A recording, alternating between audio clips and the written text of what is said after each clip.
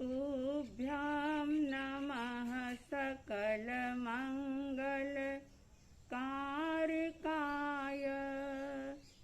तुभ्यं नमः सकलनिवृत्तिदायकाय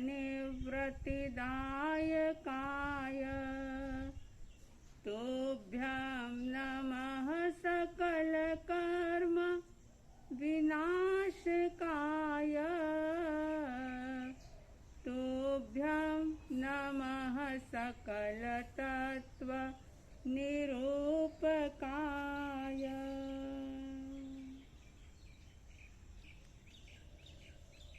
श्रद्धालु जिज्ञासु श्रोताओं,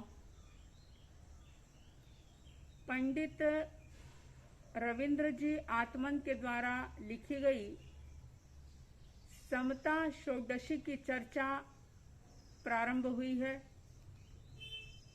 और उस चर्चा के दौरान अशांति के कारणों की बात हम कर रहे हैं,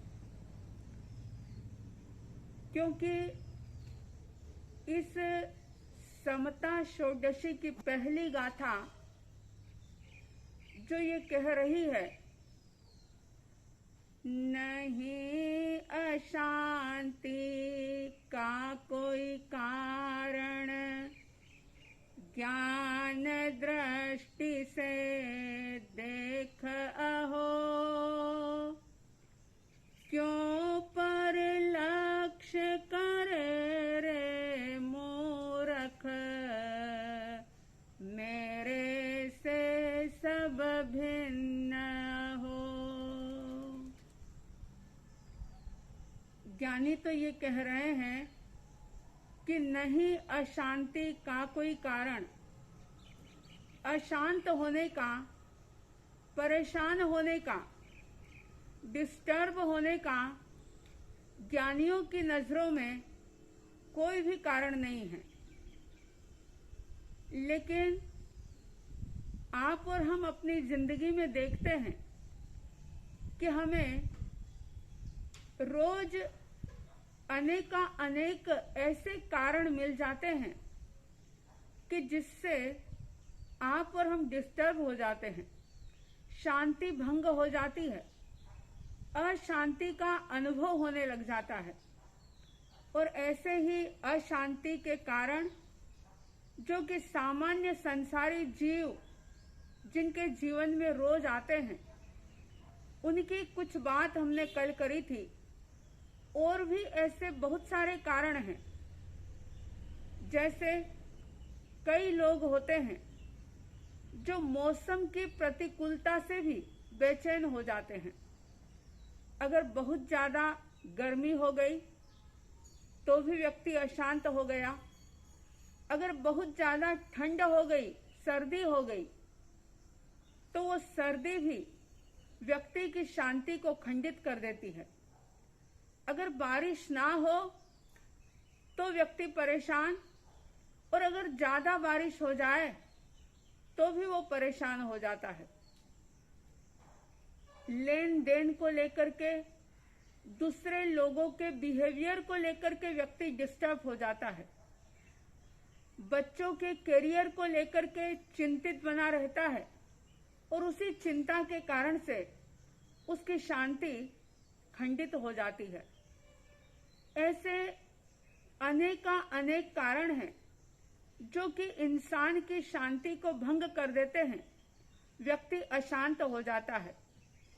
और जिन वाणी का सार अनंत अरिहंत परमात्मा की वाणी ये कह रही है कि नहीं अशांति का कोई कारण, अशांति का कोई कारण नहीं।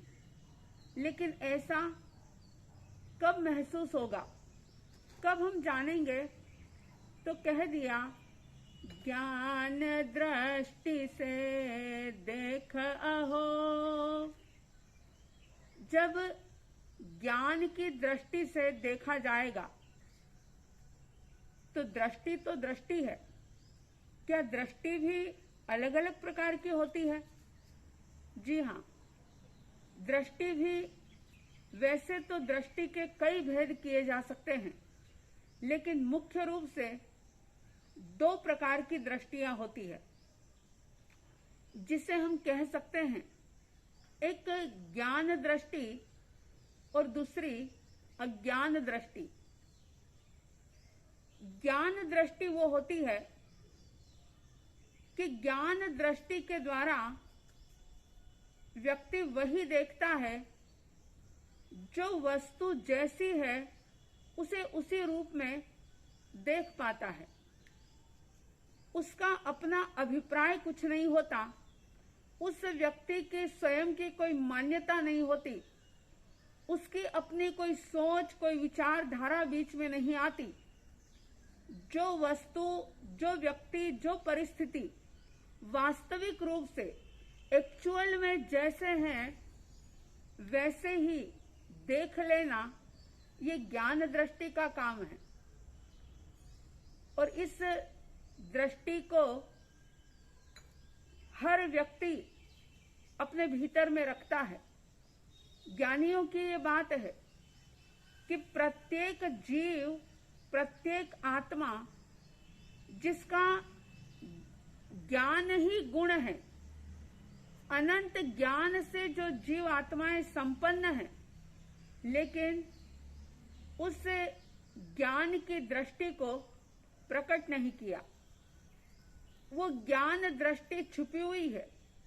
जैसे सूर्य जो कि अनंत प्रकाशवान है, लेकिन बहुत घने गहरे बादल उसके ऊपर आ जाते हैं तो सूर्य का प्रकाश ढक जाता है कुछ समय के लिए। ठीक इसी प्रकार से ज्ञान दृष्टि भी आवृत्त हो जाती है, और जब ज्ञान दृष्टि ढक जाती है, आवृत्त हो जाती है, उसके ऊपर आवरण आ जाता है, तो व्यक्ति वस्तु स्थिति को जान नहीं पाता, पहचान नहीं पाता, और वो अज्ञान के अंदर जीता है। अज्ञान दृष्टि जो होती है वो वास्तविकता को नहीं जान पाती। वो जो कुछ भी देखती है अपनी मान्यता के अनुसार उसे देखती है, अपने राग, द्वेष आदि भावों के साथ उस वस्तु को, व्यक्ति को देखती है।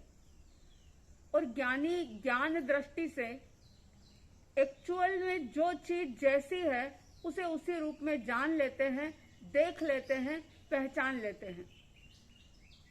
जैसे आंखों पर अगर हरे रंग का चश्मा लगा दिया जाए तो उससे पीला सोना भी हरा दिखाई देगा।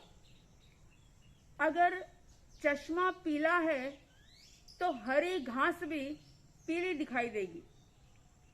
सचमुच देखा जाए तो सोना हरा नहीं है, घास पीली नहीं है, लेकिन आंखों पर चश्मा हरा या पीला चढ़ा हुआ है तो उससे वस्तु स्थिति जो है वो वास्तविक रूप से नजर नहीं आती।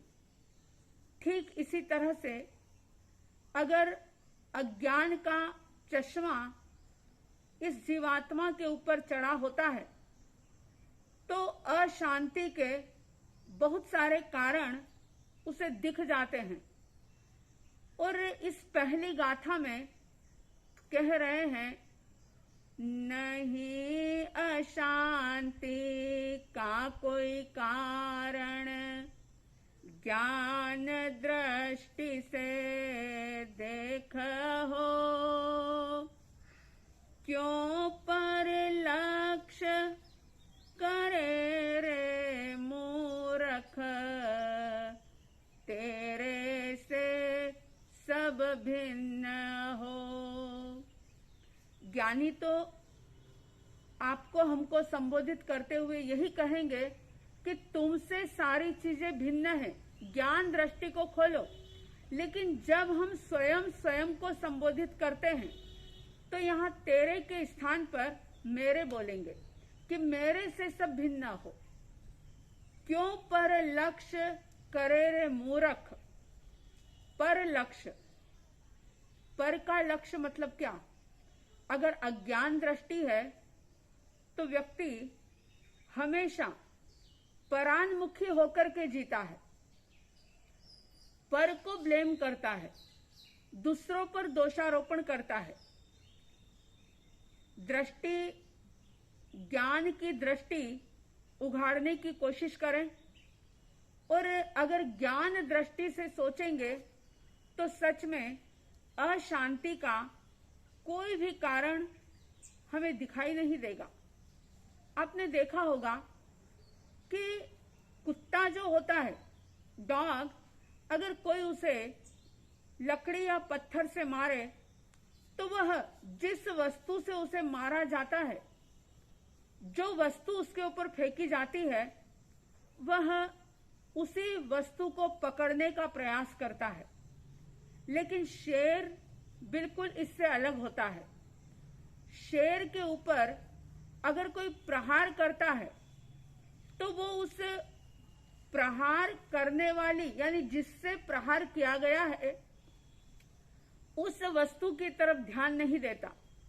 चाहे वो लाठी हो, पत्थर हो, तीर हो, कुछ भी क्यों ना हो, वो उस प्रहार करने वाली चीज की तरफ नहीं देखता, लेकिन प्रहार करने वाला कौन है, किसने उस पर प्रहार किया है, उसकी तरफ वह देखता है, उसी को ढूंढता है।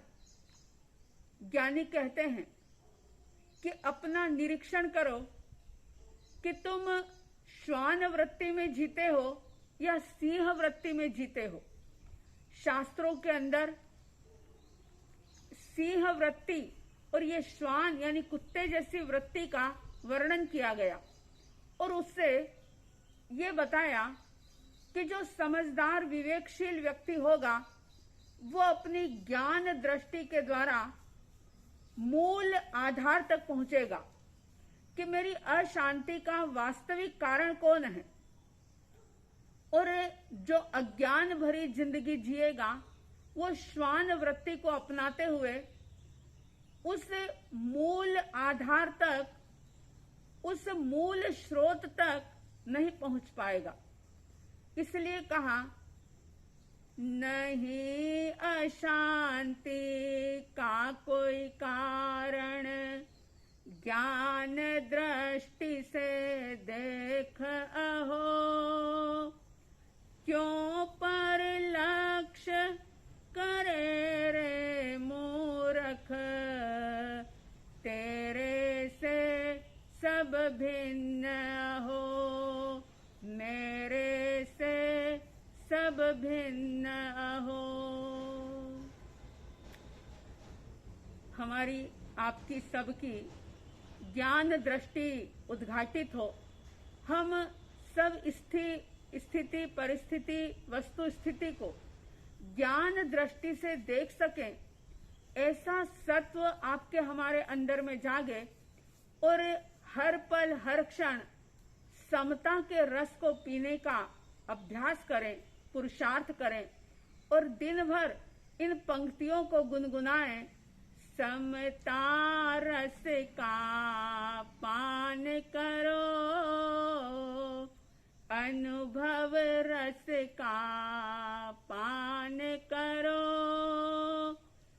शांत रहो, शांत रहो, सहज सदा ही शांत रहो।